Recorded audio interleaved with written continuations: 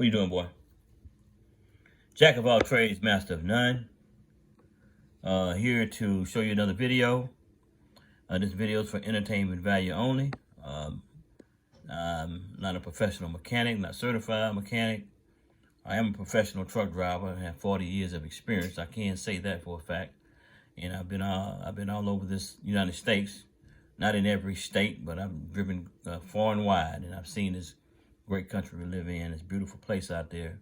Once trucking is in your blood, it's hard to get it out. But I am a former truck driver. You know, thanks to this present administration, has a war on truckers. I guess I don't know what's going on, but when you're a truck driver, you keep up with the news in trucking, and you'll find these things to be so. If you're in any kind of field, you kind of keep your eye on that field. But that's another video for another day. This video is about those idiot lights that come on inside of that truck. And as you know, and whenever we are driving a car, truck, any kind of vehicle, and we see the lights come on, we want to get that thing fixed, because this starts to bother us, man. His lights can give you a heart attack when they come on sometime. And I don't know if they designed the DD15 to do that, because when those lights come on, they are, man, I tell you, it's like nothing else if you've ever been in one of these trucks. But here's one thing that will cause the lights to come on that is really not that expensive to fix. It is very simple.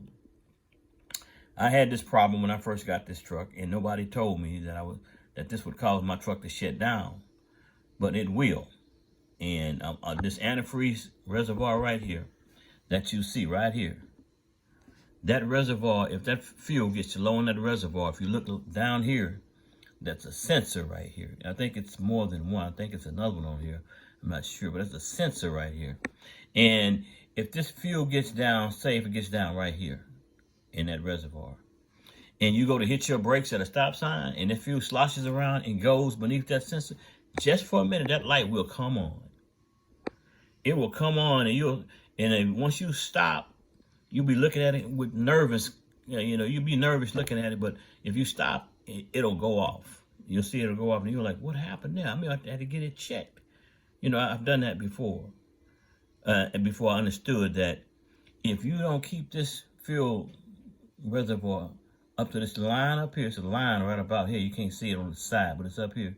If you don't keep that fuel reservoir at that line, that fuel in that reservoir will get low. It will cause this truck to shut down. It'll crank up, it'll go a few miles, and it'll shut down again, and you'll think there's something wrong with the truck. It'll go, shut down again a few miles on the road. I've done it before. I'm telling you, this is what happens.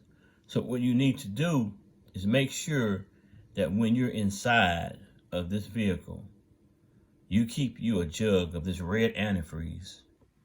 Now, this red antifreeze is important for this engine because there's seals inside of this engine. You're not supposed to use anything other than the red antifreeze. And you can get that red antifreeze.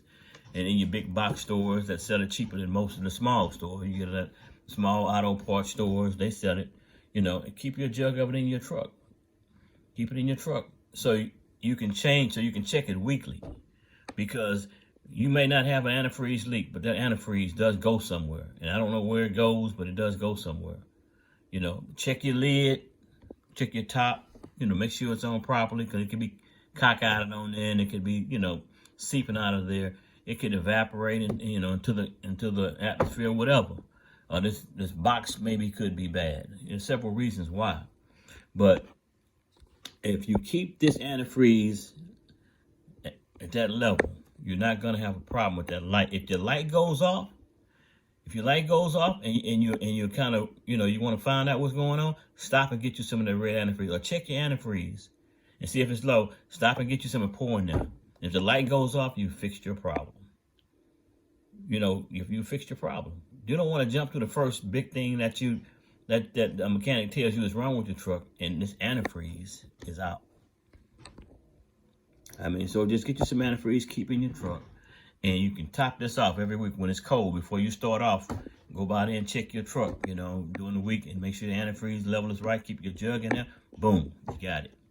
I have seen so many times where these trucks are pulled over to the side. Maybe it's a guy in a company truck. He doesn't care. He's driving the truck. He don't have to maintain it. And I look at that jug and it's empty. It's empty. That's why it shut down. You think there's something else with it shut down because it's empty. So anyway, I mean, I hope, you know, this little short video will help you. Make sure you keep that fuel, that antifreeze in that reservoir at the level it's supposed to be at.